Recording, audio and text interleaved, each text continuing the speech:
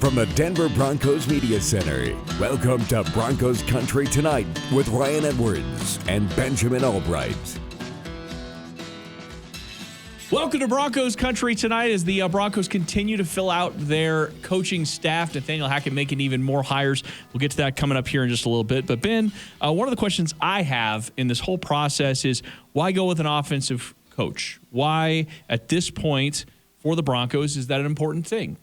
I don't know that it is important. I think the thing was to go with the guy you thought was the best candidate to bring the Broncos back to the prominence that they need. And a lot of the deficiencies have been on the offensive side of the ball. So perhaps having an eye for that side of the football may, help the team recognize some of those deficiencies and help to correct them. But I feel like Hackett was hired because he's a young, energetic guy who's going to take the Broncos back to an offense that they know in an outside zone that's traditional. I mean, it's the Broncos offense. It's the Shanahan offense. So I think that's a bit more in line with why he was hired and less to do with whether someone was an offense, defensive side of the ball, that kind of stuff. Well, and I can kind of see that, and especially for you who for all along said that the head coach doesn't specifically matter, especially when it comes to more of a culture that you're trying to build, right? A leadership style. But in this case, the head coach actually is calling the plays versus what the other conversation when we were having that was, well, if it's Dan Quinn, he's going to hire an OC who's going to call plays. This is a little bit different. You actually hired an offensive coach that has a fingerprint on the actual game day specific moments, down in, down out on the offensive side of the ball. So it's a little bit more than that. I definitely appreciate you from the perspective of a macro view of the leadership. But I think it's also an indication of where we're at in the AFC, where we're at in the AFC West. An acknowledgement that the Broncos offense has been bad for so many years in a row. And it's not like this is going to be the fix-all, but it's the investment. That's the part that I look at and the reason why the Broncos went with Nathaniel Hackett. I think it was about the energy. I think it was about, previously the culture on the sideline had been a bit more stoic.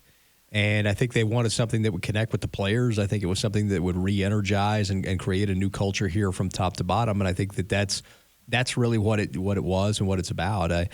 Him being involved in the offense, that's a good thing. I mean, you want that because you want the offense to be better. But, at the end of the day, I push back a little bit on that it's important. I don't think that it is. I think that it doesn't really matter what side of the ball they come from. If you got the right message and the right culture, you're going to win. Rich Bisaccia didn't come from either side of the ball, but he managed to keep the Raiders together. He's a special teams guy. Are you really cite Rich Bisaccia? Brandon Staley is a defensive coordinator who's how did their season go? Who's when you lack the players, that's kind of what happens. They were in contention up until the final game of the season. We saw that. We saw that final game where the special teams and the defensive guy were duking it out for the right to go to the playoffs and not the offensive guy. I like Brandon Staley. Don't get me wrong. I also look at this division now with 3 offensive coaches. I look at the AFC as well and say it's loaded with quarterback talent. It's loaded with offensive talent. Mm-hmm. And I think it's we had fun with the Vic Fangio hire of the zig when everybody else zags, right? We had fun with that. And I'm not saying that was a bad decision.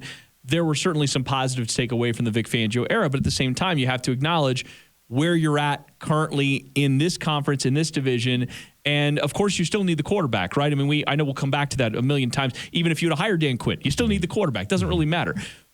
But when it comes to the investment on the offensive side of the ball, when we talked about it last year, or last season when they decided to bring back Tim Patrick and Courtland Sutton, they hadn't made real offensive investments besides those 2 guys and Garrett Bowles. Outside of that, it had been years. It had been years since they really did anything on the offensive side of the ball. So this is the pattern that I'm seeing. George Payton comes in here, investment on the offensive side of the ball, investment in the coaching staff on that side of the ball. Listen, he had his shot at a couple of offensive-minded coaches. He went with one that was going to call plays. I don't think that's by mistake. I guess. I think that Kevin O'Connell probably would call plays too if he had been the guy. He was a finalist. Eric Bieniemy probably would have called plays if he had been the guy. Brian Campbell. Most guys want to call plays. There are some guys you get tired of it, like Sean McVay is trying to get away from calling plays. But there's some guys who get tired of it after a while. But sometimes you do want to call the plays. Sometimes you just want to be more of a macro kind of manager of things. I think early on maybe that might be helpful, in establishing what it is you want to establish. But if you look at the guys that he's hired underneath him, most of them haven't called plays. I mean, Kubiak did it for a year, but beyond that, most of these guys haven't called plays. Most of these guys are offensive line, tight end type coaches that are here to bring back zone blocking and go from there. And I think that's really, I think the fundamentals of bringing in what they want to bring in is the main thing, and and going from there. I don't know, man. I push back on that idea. I just don't think that it's. I just don't think it was super important. I think that finding the right guy was the theme behind the scenes. And well, yeah, I mean, you're talking about the head coach. You're looking for culture, and Nathaniel Hackett, before I even know he was going to call the plays here, that was my top guy because I thought more of his personality and the culture. I wasn't saying that, hey, I'm pounding the table for Nathaniel Hackett because he's going to come here and call plays. That wasn't my idea. It's just part of the picture that we're painting here of what George Paton had in mind for what he wants this team to look like. Right. I don't think, I'll put it to you this way. I don't think that the question, it was of much importance at all. Who are you going to call plays for your side of the ball in those interviews? I don't think that was an important question in those interviews. I mean, it feels like it's an important point, though, don't you think? I mean, whether it was an important your staff question, going to look like? What is the role of the head coach? Those kinds. I think those are more important questions. What is your vision for fixing this offense that hasn't been acceptable since Peyton Manning was in his second to last year here? And they're going with the fresh ideas. That's what that's what we should almost like label this entire. How many times does that come out on Twitter? I told you yesterday.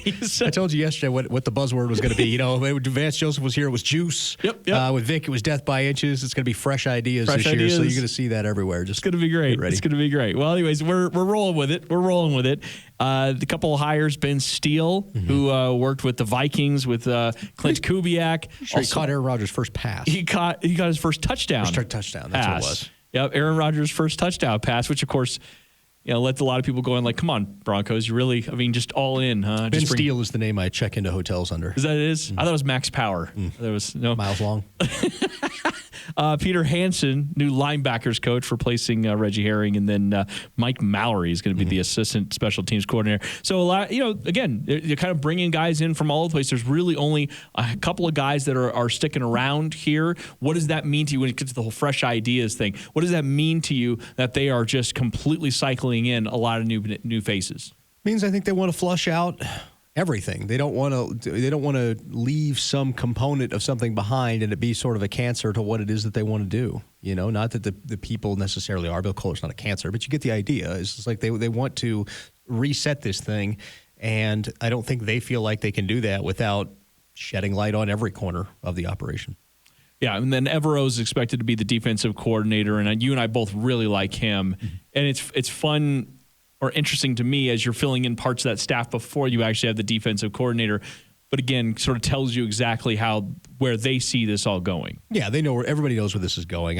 Was talking with Al and Dave Logan earlier, and they were, well, how can we know if we can't interview him right now? And I'm like, well, tampering never occurs in the NFL. Never It's happens. just something that never happens. So never happens. And if you're watching this video, NFL, we so support the idea that we're against tampering in all ways, shapes, and forms. Everything's on the level all the time.